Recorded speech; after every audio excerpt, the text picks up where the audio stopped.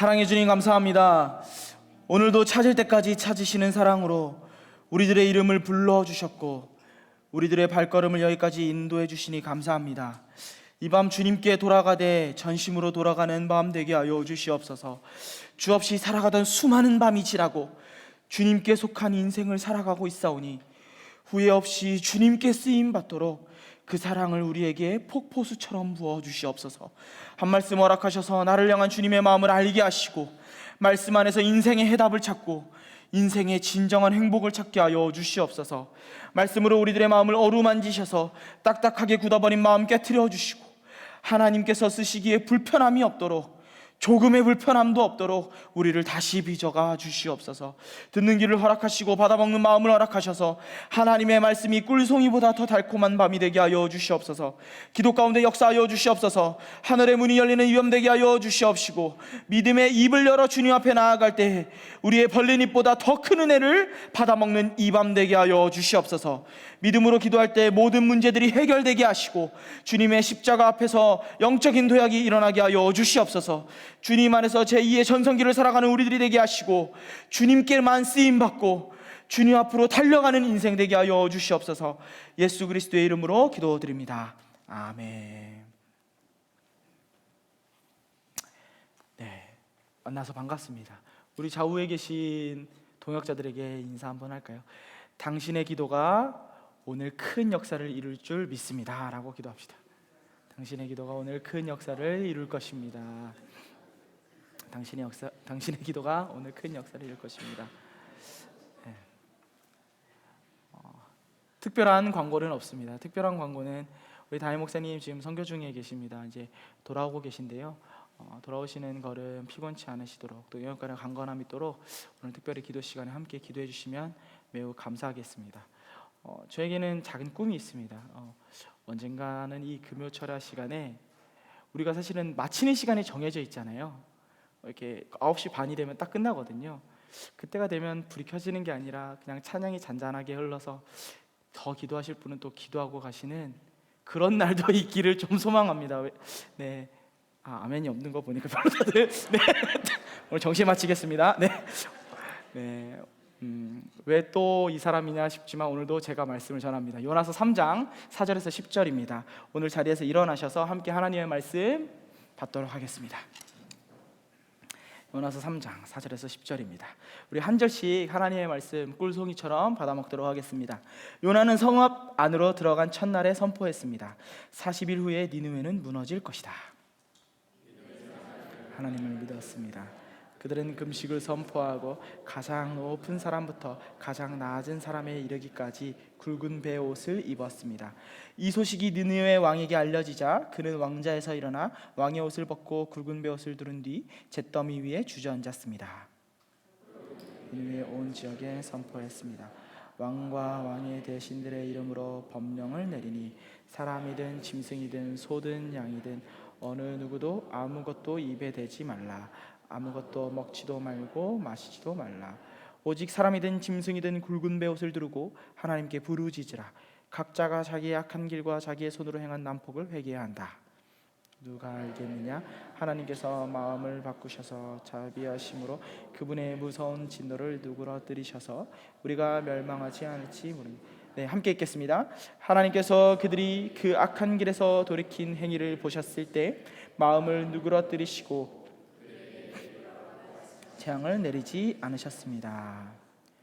사랑해 주님 감사합니다. 오늘도 한 말씀 허락하여 주셔서 우리의 인생이 한 말씀 안에서 일어나고 다시 달려가는 역사 일어나게 하여 주시옵소서. 예수 그리스도의 이름으로 기도드립니다. 아멘. 네, 자리에 앉으셔도 좋습니다. 기독교 가정에서 태어났지만 기독교를 마구잡이로 난도질했던 철학자 프리드리히 니체는 자신의 책 도덕의 계보라는 책에서 인간은 본성상 망각의 동물이라는 표현을 사용했습니다. 나아가 그는 망각에 대해 이렇게 말했죠. 망각이 없다면 행복도, 명랑함도, 희망도, 자부심도, 현재도 있을 수 없다. 그러니까 망각이 꼭 필요하다는 뜻이에요. 이런 저지장치가 파손되거나 기능이 멈춘 인간은 소화불량 환자에 비교될 수 있다. 망각은 능동적 능력, 적극적인 저지 능력이다. 인간은 본성상 망각의 동물이라는 니체의 표현은 다소 거칠어 보이지만 제 삶을 빗대어 보았을 때 거부할 수 없는 진실인 것 같습니다. 시험 기간이 다가오면 저는 이 사실을 더 절감하게 되죠. 그의 말처럼 제 삶이 망각 그 자체이기 때문이에요. 요즘 들어 저는 이 감정을 더 자주 느끼고 있습니다. 가정을 꾸리기 전, 또 아이를 낳고 기르기 전, 부끄럽지만 저는 제가 알아서 컸다고 생각해 왔어요. 왜냐하면 아무리 제 기억을 샅샅이 뒤져보아도 아버지 어머니의 사랑이 기억에 새겨져 있지는 않기 때문입니다. 제 기억의 처음은 언제나 나에서 시작되고 있습니다. 숟가락을 들고 저의 힘으로요. 젓가락질을 하며 알아서 밥을 먹고, 알아서 옷을 갈아입고, 알아서 자전거를 타고, 알아서 공부를 하고, 언제나 모든 기억의 중심에는 나라는 존재가 자리 잡고 있죠. 하지만 자녀를 키우며 오랜 시간의 망각을 마주하게 되었습니다. 문득문득 자녀를 마주하며 이런 생각이 들어요. 부모님도 나에게 이러셨을까? 나의 시작에 내 삶의 중심에는 언제나 나가 아닌 나를 향한 무한한 희생과 사랑이 있었다는 사실을 이제야 조금씩 알게 되는 것 같습니다. 숟가락질을 하고 밥을 알아서 먹기 전 수백 번과 수천 번의 응원과 수십 번의 참음과 떠먹여줌이 있었고, 알아서 걷기 전 수백 번의 달려옴과 수백 번의 응원이 있었죠. 그리고 이 사실은 거부하고 싶다고 해서 사라지는 시간이 아닙니다. 또 제가 잊어버리고 망각한다 할지라도 여전히 존재하고 있는 희생인 것이죠. 설령 이 사실을 부정하거나 그 시간들을 망각한다 할지라도 저는 여전히 부모님의 무릎과 눈물과 희생 위에서 피어난 꽃입니다. 제가 거부해도 없어지지 않는 사실이죠. 자녀인 제가 받은 은혜에는 컴퓨터처럼 실행 취소키가 존재하지 않아요. 그럼에도 사람은 당연한 것을 더 당연하게 망각하며 살아가곤 합니다. 신앙도 이와 마찬가지죠. 그리스도인도 언제나 망각과의 팽팽한 줄다리기를 하며 살아갑니다. 그렇지 않습니까? 믿음을 걸어가고 있는 우리들의 삶 속에 잊혀지는 것들이 있다는 것이죠. 너무나 당연해서 너무나 자주 잊혀지는 것이 있습니다. 그것이 대체 무엇일까요? 그리스도께서 십자가 위에서 우리에게 부어주신 그 생명의 사랑을 받아먹기 위해서 우리가 해야 하는 것이 대체 무엇입니까? 주님께서 우리에게 십자가의 사랑을 부어주시는데 우리는 어떤 그릇을 들고 그것을 받아먹을 수 있나요? 그리스도인이 그리스도인답게 살아가기 위해 반드시 해야 하지만 또 망각한 채 살아가는 것이 대체 무엇일까요? 우리는 오늘 이 모든 질문에 대한 해답을 찾아보려 합니다. 왜냐하면 하나님께서는 성경 66권을 통해서 한결같이 그분의 백성들에게 이것을 요구하셨기 때문이에요. 오늘 우리가 마주하고 있는 요나서는 이것에 대해 아주 자세하게 말하고 있습니다. 우리가 오늘 알기 원하는, 그리고 우리에게 너무나도 필요하지만 망각한 채 살아가는 이것에 대해 분명하게 말하고 있죠. 그렇다면 이것이 대체 무엇일까요? 요나서는 소선지서 중에서도 우리에게 가장 잘 알려져 있는 본문입니다. 말씀이죠. 소선지서라는 것은 다들 알고 계시겠지만 흔히 하박국, 스바냐, 말라기와 같은 분량이 짧은 선지서를 지칭하고 있습니다. 우리가 가지고 있는 한국어 성경의 호세아에서부터 말라기까지 총 12권의 책이 바로 소선지서이죠. 이 12권의 책은 하나의 두루마리에 기록되어 있었기 때문에 12선지서라고도 불리고, 일부 신학자들은 이 선지서를 각각의 책으로 구분하되 동시에 한 권의 책으로 여기며 해석하곤 합니다. 왜냐하면 각각의 책이 특정한 주제들, 그러니까 특별한 주제들을 언급하기도 하지만 이 12권의 책이 하나의 더 큰 메시지를 지향하고 있기 때문이에요. 조금 더 쉽게 표현하자면 호세아, 하박국, 요나, 스바냐 각각의 이야기가 얼핏 달라 보이지만 이 12권의 책이 하나의 주제를 향해서 달려나가고 있다는 것입니다. 이것은 너무나도 당연한 이야기죠. 왜냐하면 성경의 저자는 성령 하나님 한 분이기 때문이에요. 성경의 원저자는 하나님이시죠. 그렇다면 하나님께서 이 12권의 책을 통해 한결같이 말씀하시고 한결같이 강조하셨던 주제가 대체 무엇일까요? 바로 이것입니다. 내 백성 이스라엘아, 너희들은 회개하고 나에게 돌아오라. 예를 들어 볼까요? 어떤 소선지서는 이스라엘이 받게 될 심판을 이야기하고 있습니다. 왜 이런 무시무시한 이야기를 하고 있죠? 심판을 받기 전에 회개하고 하나님께 돌아오게 하기 위함입니다. 하나님께서는 언제나 심판을 이야기하시며 너희들이 돌아오면이라는 조건을 제시하셨어요. 하나님은 언제나 경고 속에서 그분의 사랑을 감추어 두셨습니다. 그분의 본심을 항상 경고 속에 숨겨 두셨어요. 물론 모든 소선지서가 이스라엘의 이야기를 하고 있는 것은 아니죠. 오바댜서와 같은 소선지서는 이방 나라들의 심판을 이야기하고 있습니다. 오늘 요나서와 마찬가지로요. 그러나 이러한 이방 나라의 심판 이야기 역시 이스라엘을 향하고 있습니다. 왜 그렇습니까?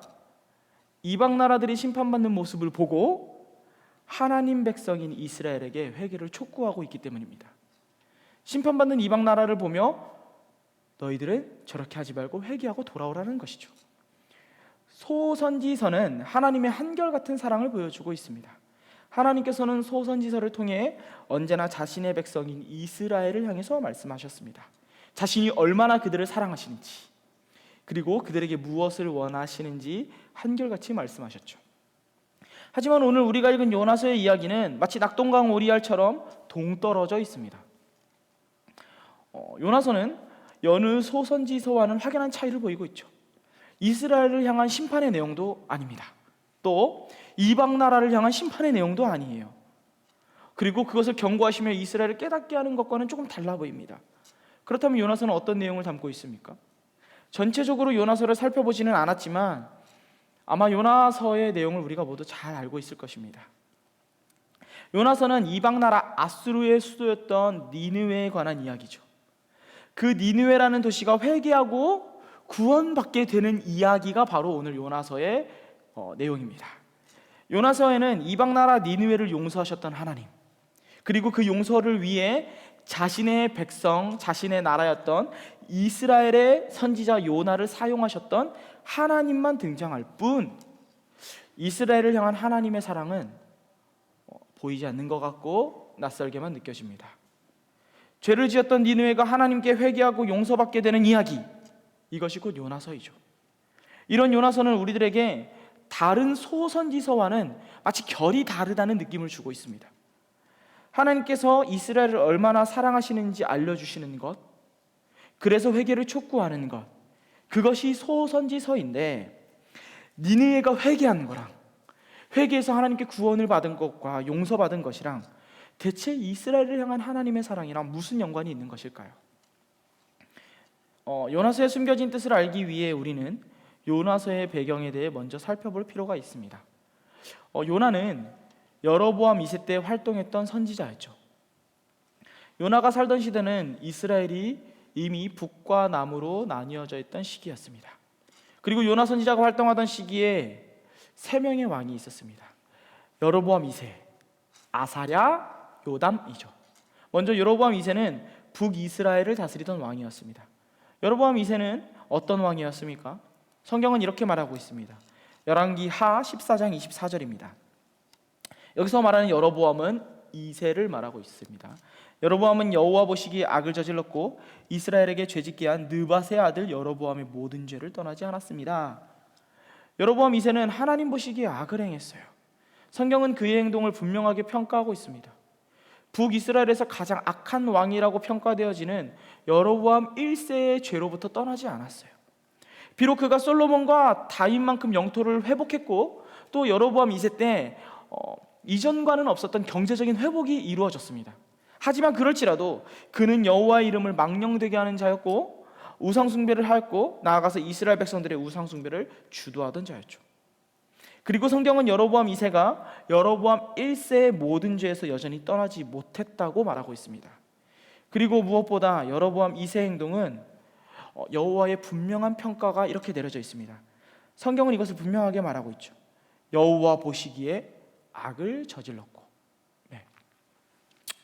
그렇다면 이스라엘 남쪽의 상황은 어떠했을까요? 요나가 활동하던 시기에 남유다에는 2명의 왕이 있었는데요, 바로 아사랴와 요담이었습니다. 먼저 아사랴부터 볼까요? 열왕기 하 15장 4절입니다.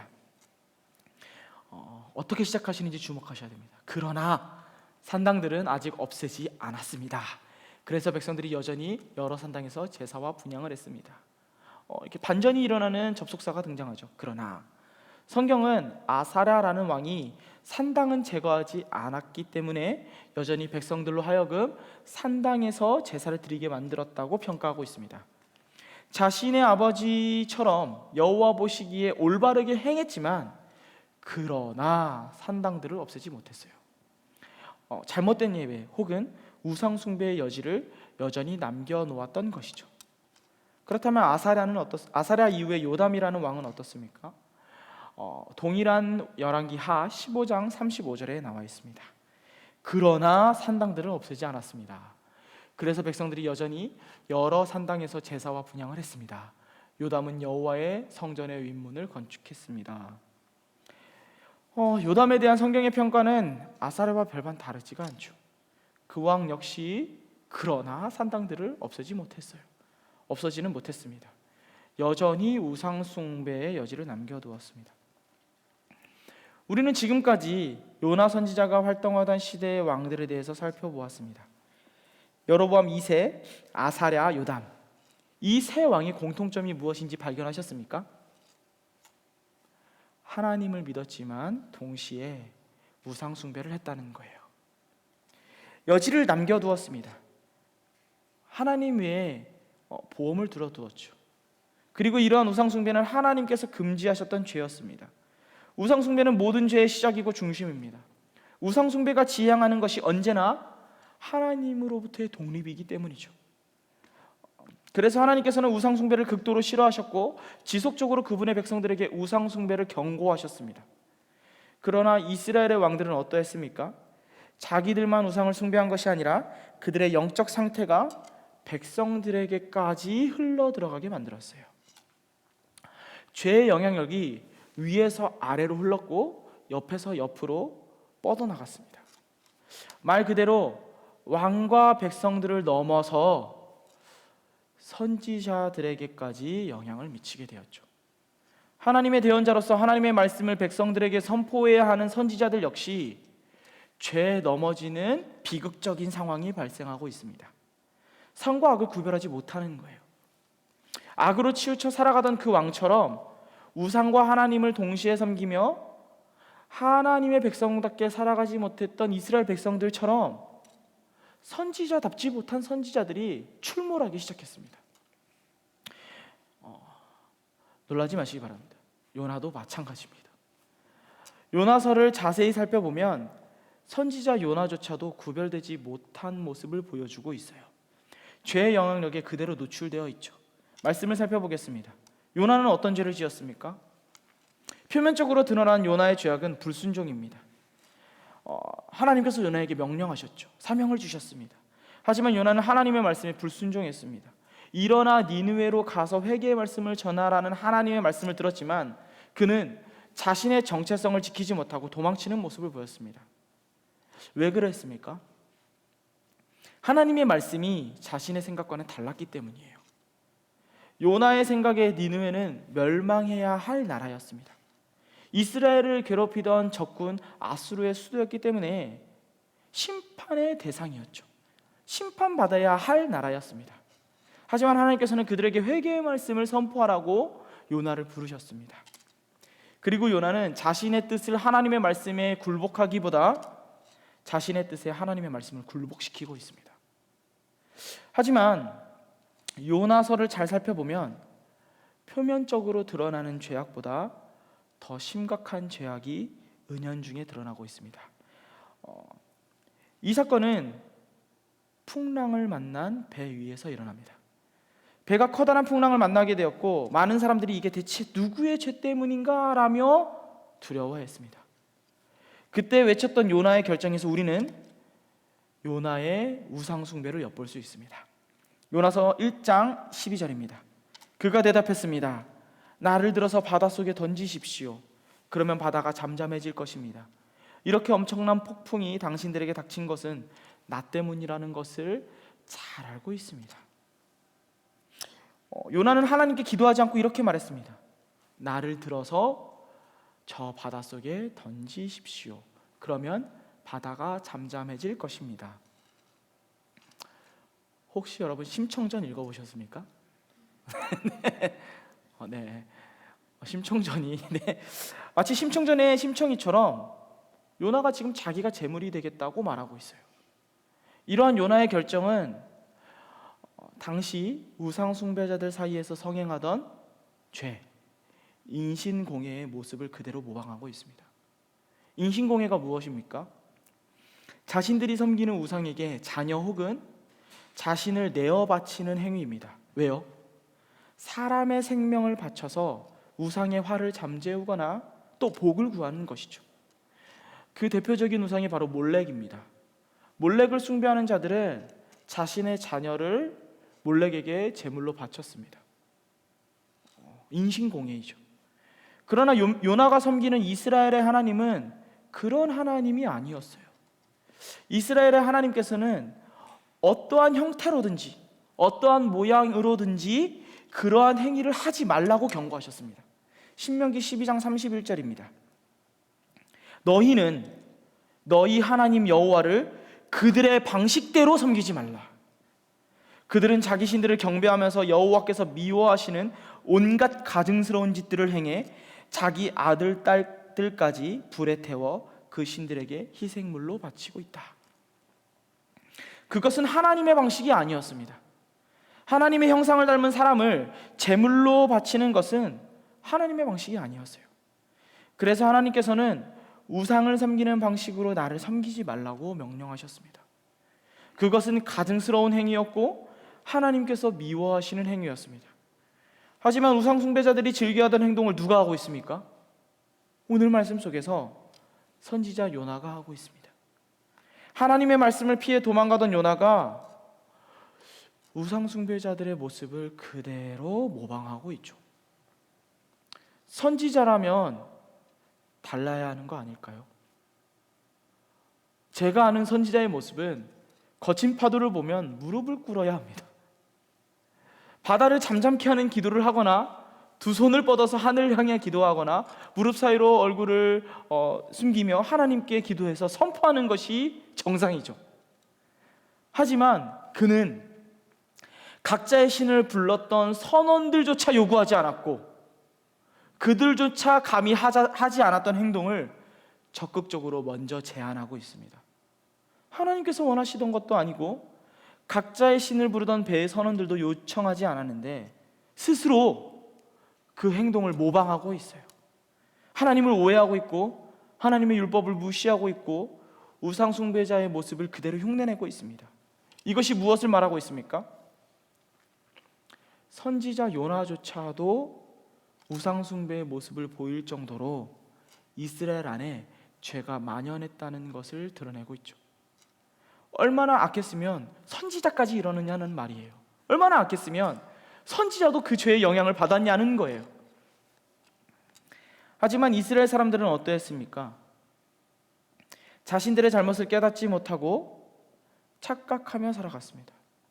그들의 착각은 요나가 보였던 선민사상에 잘 드러나 있습니다. 요나서 4장 1절에서 2절입니다. 그러나 요나는 몹시 기분이 상했습니다. 그는 화가 났습니다.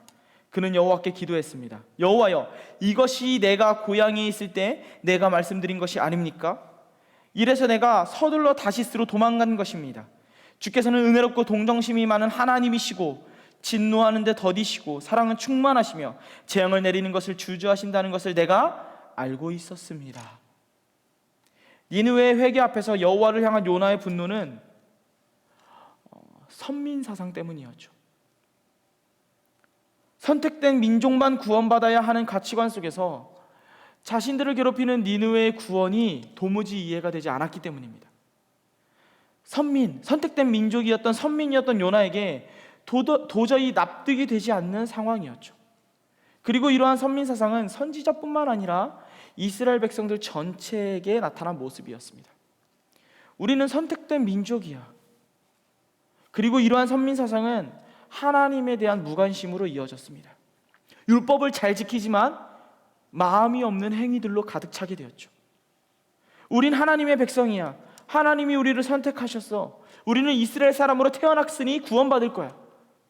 물론 전부는 아니었어도 이스라엘 사람이라는 이유로 구원받게 될 것이라 착각했던 것이 바로 선민사상입니다.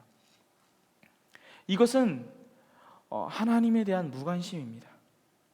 선민이었던 그들은 하나님에 대한 하나님의 마음에는 관심이 없었고 마음을 다해 하나님의 뜻을 지키고자 하지도 않았죠. 자신들의 출생이, 자신들의 가지고 있는 율법이, 그리고 자신들이 지키고 있는 행위가 곧 구원으로 이어지는 연결고리라고 생각했기 때문에 하나님은 자신들을 선택했기에 구원할 수밖에 없는 무능력한 신에 불과했습니다. 그렇다면 하나님께서는 대체 왜 니느웨를 구원해 주셨을까요? 성경은 그 이유에 대해 이렇게 말하고 있습니다.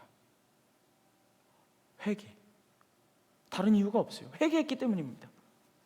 이스라엘 사람들과 달리 온 마음을 다해 회개했기 때문에 하나님께 용서함을 입었죠. 온 마음을 다해 하나님께 돌아갔기 때문에 용서함을 받았습니다.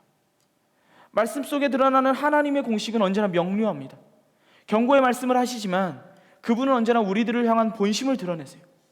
비상구를 함께 보여주십니다. 이것은 너희들을 향한 심판의 메시지다. 그러니까 회개하고 돌아와라. 하지만 회개하고 돌아오면 살 수 있다. 하나님의 본심은 언제나 회개하는 백성들을 향한 구원에 있습니다. 하지만 이런 하나님의 명령 앞에서 이스라엘 백성들의 태도가 어떠합니까? 그들은 하나님께 어떠했을까요? 그들은 언제나 하나님의 말씀에 경청하지 않습니다. 단 한 번도 전심을 쏟은 적이 없어요. 하나님께 돌아가되 빈손이 아닌 부여잡은 손을 그대로 들고 나아갔다는 것입니다. 두 손에 이것저것을 들고 하나님께 나아갔어요. 하나님을 바라보되 여전히 땅의 것을 붙잡고 있었고 반쯤 걸친 상태로 하나님께 나아갔습니다. 이스라엘 사람들은 하나님의 말씀 그대로의 회개를 하지 않았어요. 그들의 회개는 언제나 자신들의 방식으로서의 회개였습니다. 우리는 소선지서를 자세히 살펴볼 필요가 있습니다. 왜냐하면 12개의 소선지서를 살펴보면 하나님께서는 회개를 요청하시며 언제나 몇 가지의 구체적인 행동을 동시에 요구하고 계시기 때문이에요. 총 6가지 정도의 구체적인 행동이 소선지서에 등장하는데요, 제가 좀 정리해 왔습니다. 첫 번째로는요, 요엘 2장 12절에 등장하는 건데 애통하며 금식하기를 원하십니다. 두 번째로는요, 요엘 2장 13절에 마음을 찢고 마음을 다해 돌아오기를 원하십니다. 회개할 때요. 세 번째로는 굵은 배를 동이고 슬피 울며 돌아오기를 요청하십니다. 슬퍼하며 항복을 원하시는 거죠. 이것은 요엘 1장 13절에서 14절에 나옵니다. 네 번째로는 겸손을 원하십니다. 스바냐 2장 3절에 등장합니다. 다섯 번째로는 오직 하나님만을 경외하고 믿기를 요청하십니다. 스바냐 3장 7절입니다. 마지막으로 여섯 번째는 악한 행위에서 떠나고 돌이키기를 원하십니다. 이것은 스가랴 1장 4절에 나옵니다. 그러나 이스라엘의 역사를 살펴보면 역대상하, 열왕기상하, 그리고 소선지서를 다 살펴보면 북이스라엘과 남유다를 통틀어서 그 어떤 왕도 하나님께서 원하셨던 이 6가지의 행동을 전부 다 지키지는 않습니다. 회개를 요청하신 하나님 중심이 아니라 회개하는 나 중심으로 회개하죠. 용서를 제안하신 하나님이 아닌 용서받아야 할 나를 중심으로 회개하는 모습을 보입니다. 내가 하고 싶은 대로, 내가 할 수 있는 만큼만, 내가 하고 싶은 만큼만 합니다. 온전한 회개는 언제나 그들에게 선택사항이었습니다. 왜냐? 이스라엘 백성으로 태어났기 때문이죠. 예를 들어서 히스기야만 살펴보아도 그는 하나님의 뜻대로 살았지만 하나님께서 스바냐 2장 3절에서 요청하셨던 겸손을 잃었습니다. 요시야 왕도 죄에서 떠났지만 스바냐 3장 7절에서 요청하셨던 하나님의 말씀을 온전히 신뢰하는 것을 잃었죠. 그러나 요나서에 드러나는 니느웨라는 이방 나라는 어떠했습니까? 오늘 우리가 본문에서 읽었지만 니느웨라는 이방 나라의 도시 사람들이 어떻게 하고 있습니까? 긴급한 메시지가 긴급하게 전해졌어요. 3일 동안 전해져야 할 메시지가 하루 만에 전해졌습니다. 매우 짧고 간결한 경고의 메시지였죠. 대충 전한 것 같아요. 요나에게는 니느웨를 향한 간절함도, 니느웨 백성들을 향한 그들을 설득하고 싶어하는 마음도 없었습니다. 그냥 전했을 뿐이에요. 하지만 니느웨는 하나님의 방식대로 회개했습니다. 하나님께서 요청하셨던 회개의 모습 6가지를 그대로 실행하고 있어요. 소선지서를 통해 말씀하셨던 회개의 모습을 단 하나도 빠뜨리지 않고 그대로 순종하고 있습니다. 금식을 선포했고, 굵은 배를 동이고 회개했고, 전심으로 용서를 구했고, 하나님 앞에 겸손한 마음을 가지고 하나님을 믿고 악한 길에서 돌이켰죠. 니느웨는 하나님의 백성이라 자부심을 가지던 이스라엘 사람들보다 더 하나님의 백성답게 회개했습니다. 니느웨는 회개하지 않던 이스라엘 사람들보다 더 하나님의 백성답게 전심을 다해 하나님께 돌아갔죠. 그렇다면 하나님께서는 니느웨의 회개와 구원의 이야기를 통해 대체 무엇을 말씀하고 계신 걸까요? 이스라엘 백성들에게 대체 뭘 말씀하고 싶으셨던 걸까요? 요나서에 감추어진 하나님의 본심은 4장 11절에 등장하고 있습니다. 그런데 왼쪽과 오른쪽도 구별하지 못하는 사람들이 12만 명이나 있고 가축도 많이 있는 이 큰 성읍 니느웨를 내가 아끼지 않을 수 있겠느냐? 이 말씀 속에 요나서의 비밀이 숨겨져 있습니다. 니느웨를 구원하신 하나님께 요나가 화를 내자 하나님께서 무엇이라고 말씀하셨습니까? 요나야, 이 니느웨에 죄와 죄가 아닌 것을 구별하지 못하는 사람들이 12만 명이나 있고 가축도 많이 있는데 내가 아끼지 않을 수 있겠니? 내가 어떻게 그들을 아끼지 않을 수 있겠니? 하나님의 아픔이 고스란히 전달되고 있죠. 하나님의 아픔은 어디를 향하고 있습니까? 니느웨입니까? 그렇습니다. 4장 11절에 등장하는 하나님의 아픔은 니느웨를 향하고 있어요. 하지만 이것이 다가 아닙니다. 하나님의 아픔은 니느웨를 향하고 있지만 니느웨만을 향해 있지는 않아요. 그 아픔은 여전히 이스라엘을 향해서 있습니다. 이스라엘 더 가까이에 그 아픔이, 그 눈물이 있습니다. 하나님께서는 이스라엘 향해 더 자주, 더 깊이 아파해 하셨습니다. 니느웨를 향한 하나님의 아픔은 이스라엘을 향한 하나님의 아픔을 그대로 대변해주고 있어요. 내가 이방 나라 니느웨도 이렇게 아끼는데 이스라엘 너희들은 얼마나 더 아끼겠니? 라는 본심이 숨겨져 있는 것이죠.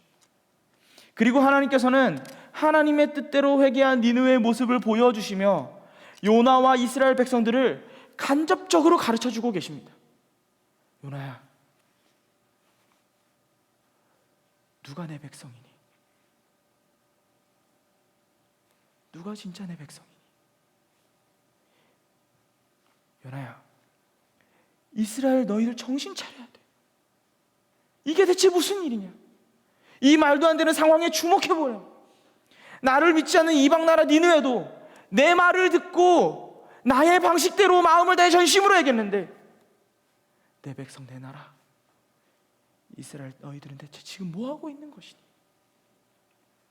이방 나라 니느웨도 내 말을 듣고 회개하고 나에게 돌아와서 용서함을 받았는데 너희들은 내 백성이라고 말하면서 대체 왜 돌아오고 있지 않는 것이냐라고 회개를 요청하고 계시는 것이죠. 하나님께서는 이방 나라를 통해 자신의 백성인 이스라엘 백성들에게 정신을 차리라고 말씀하고 계십니다. 회개하지 않으면서 여전히 하나님의 나라의 백성이라고 스스로를 평가하는 그들에게, 회개 없는 삶을 살아가지만 여전히 안심하고 있는 그들에게 누가 진짜냐고 묻고 계신 거죠. 회개는 하지만 골라먹는 아이스크림처럼 자신들의 방식들만을 골라 집으며 회개하는 그 이스라엘 백성들에게 너희들 지금 대체 뭐하고 있냐고, 누가 진짜 내 백성이냐고 말씀하고 계신 것입니다. 하나님께서는 요나가 눈치채 주길 원하셨어요. 이스라엘 백성들이 눈치채 주길 원하셨습니다. 니느웨를 통해 이스라엘이 배우시기를 소망해 하셨어요. 왜냐하면 얼마 안 가서 니느웨는 멸망하거든요. 선택된 민족이어서 아브라함의 자손이어서 당연히 구원받고 당연히 하나님의 사랑을 받을 거라고 착각하던 그들에게 정신 차리라고 경고하고 계십니다. 전심을 다한 회개 없이는 구원받을 수 없다는 것을 말씀하고 계세요. 이스라엘 사람이어서 구원받는 게 아니라 회개해야 구원받는다는 것을 보여주시는 것입니다. 이스라엘 사람으로 태어나서 용서받는 게 아니라 니느웨처럼 전심으로 돌아와야 용서받을 수 있다는 사실을 보여주시는 거죠. 회개 없이 구원받을 수 있다고 착각하던 그들에게 경고의 메시지를 날리고 계십니다. 니느웨를 아끼는 내가 너희들을 더 아끼니 회개하라 라고 말씀하시는 것이죠. 사랑하는 믿음의 동역자 여러분, 그리스도께서 십자가 위에서 우리에게 부어주신 그 생명의 사랑을 받아먹기 위해 우리는 무엇을 해야 합니까? 그리스도인이 되기 위해 반드시 해야만 하는 것이 무엇이죠? 반드시 해야 하지만 자주 망각하고 또 하기 싫어하는 것이 무엇입니까?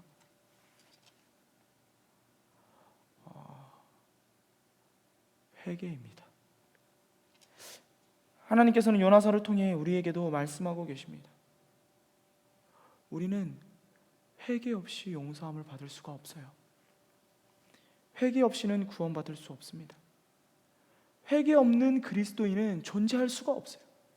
왜냐하면 하나님께서는 언제나 전심으로 회개하는 자를 찾으시고 회개하는 자에게만 구원을 베풀어 주시기 때문이에요. 물론 우리는 이미 예수 그리스도의 십자가의 공로로 구원을 받았습니다. 회개하고 죄사함을 받은 그리스도인이라면 이미 구원을 선물로 받았죠. 그렇기 때문에 매일매일 회개해야 구원이 유지된다는 말은 성경적이지 않은 말이에요. 우리는 이미 믿음으로 구원을 받았습니다. 하지만 구원받은 자는 매일매일 회개할 수밖에 없어요. 구원받기 위해 회개하는 것이 아니라 구원받은 자는 회개하는 삶을 살아갈 수밖에 없다는 것입니다. 태양을 예로 한번 들어보겠습니다. 멀리 있는 태양은 한없이 따뜻하죠. 이제 겨울이 가고 날씨가 따뜻해지면 태양이 뜨면 따뜻해지잖아요. 우리에게 포근함을 줍니다. 하지만 비행기를 타고 우주선을 타고 우주 가까이 태양 가까이 가면 그것이 따뜻할까요? 따뜻했던 태양은 다가가기 힘든 뜨거운 존재가 됩니다. 그리스도인의 십자가 사랑도 이와 마찬가지죠. 이제 막 그리스도를 영접한 자들에게 하나님의 사랑은 한없이 따뜻한 사랑이죠. 우리를 안아주시는 포근함입니다. 그때 우리는 그분의 사랑과 그 따스함에 감격합니다. 그러나 십자가의 사랑이 더 가까이 갈수록 가까이 갈수록 우리들은 어떠합니까?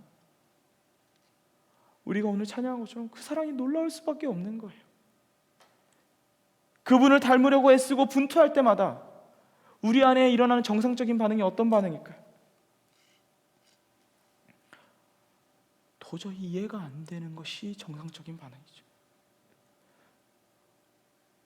내 안을 샅샅이 뒤져봐도 구원받을 자격이나 모양새가 손톱만큼도 없는데, 구원을 받고도 이 모양 이 모습으로 살고 있는데 왜 여전히 사랑해 주고 계실까가 우리들의 정상적인 반응입니다. 십자가의 사랑이 더 가까이 갈수록 나 같은 죄인 살리신 주님의 은혜가 이해가 되질 않아 고개조차 들지 못하는 것이 우리들의 진실된 모습이라는 것이죠. 그래서 바울은 그의 인생을 온전히 하나님께 바쳤던 인생의 말미에서 이런 고백을 했습니다. 이 말씀은 믿을 만한 것이요 또한 모든 사람이 받을 만한 말씀이다. 곧 그리스도 예수께서 죄인을 구원하시려고 세상에 오셨다는 것이다. 죄인 가운데 내가 가장 악한 사람이다. 죄인 가운데 내가 가장 악한 사람이다. 그러나 내가 긍휼히 여김을 받은 까닭은 그리스도 예수께서 내게 먼저 끝없는 인내를 보이심으로써 앞으로 주를 믿어 영생을 얻을 사람들의 본보기로 삼으려는 것이다. 그러나 우리의 삶은 반대로 흘러가고 있는 것 같아요. 가끔 잊고 살아가는 것 같아요. 솔직히 말하면 너무 자주 있죠. 너무 당연하게 생각할 때가 많습니다. 교회 다니고 모태신앙이고 낮아짐 교회 다니고 금요 예배에 참석하고 적잖은 헌금을 하고 내 삶을 하나님께 드리고 있기에 용서받을 수 있다고, 용서받을 만하다고 잊고 살아가는 것 같아요. 사실 이번 설교를 준비하면 깜짝 놀랐습니다. 요나서를 읽다가 놀랐어요. 왜냐하면 부끄럽지만 제 삶에서, 제 기도에서, 제 신앙에서 회개가 사라져 있는 거예요. 주님을 위해 살아가겠다는 고백과 주님의 부르심에 순종하겠다는 결단, 그리고 하나님의 영광을 위한 고백들이 가득 차 있지만 그런 삶을 가능하게 하는 회개의 기도가 어느새 사라져 있었어요. 그리고 그게 무섭게 다가오지 않는 거예요. 회개하지 않는 그리스도인, 그것이 우리들 아닙니까? 나는 다르고 나는 주님을 충분히 사랑하고 있고 주님 나라를 위해 누구보다 열심히 살아가고 있다고 그 사랑이 당연하듯 말하고 살아가는 존재, 그것이 우리들 아닙니까? 그러나 성경은 분명하게 말하고 있습니다. 이 모든 것을 다 해도 회개하지 않으면 우리는 구원과는 거리가 먼 사람들입니다. 하나님께 전심으로 돌아가지 않으면, 하나님보다 사랑하는 모든 것들을 내려놓고 주님 앞에 엎드리지 않으면 구원은 우리와는 상관없는 이야기라는 거예요. 하나님께서는 돌아오려거든 내게로 돌아오라고 말씀하셨습니다. 마음을 원하시는 그 하나님께서는 전심을 다한 회개를 요청하고 계세요. 구원받은 그리스도인이라면 매일매일 회개할 수밖에 없다는 것입니다. 믿음의 동역자 여러분, 인간은 망각의 동물입니다. 하지만 십자가 안에서 거듭난 하나님의 자녀는 기억의 존재입니다. 그분이 단 한순간도 우리를 잊으시지 않으셨던 것처럼 우리도 그분의 사랑을 힘써 기억해야 합니다. 우리는 망각의 동물이 아니라 은혜의 동물이어야만 해요. 적어도 하루에 한 번씩, 하루 5분만이라도 십자가를 묵상한다면 우리는 회개할 수밖에 없어요. 의식적으로 하루 5분만이라도 그 십자가를 묵상하면 우리는 회개할 수밖에 없습니다. 묵상할수록 이해되지 않는 것이 그분의 사랑이기 때문입니다. 믿음의 동역자 여러분, 요나의 모습이 우리들의 모습과 닮아 있는 것 같습니다.